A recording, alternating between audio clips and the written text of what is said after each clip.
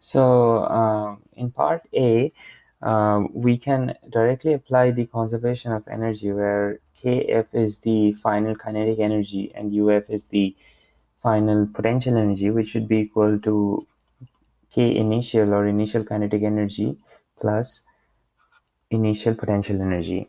Now we can see that when the bag is totally inflated, then there's no final kinetic energy. So we can safely ignore this part. Similarly, the initial potential energy will be zero when the bag starts to inflate. All we have is the kinetic energy because the bag is starting to inflate at that time.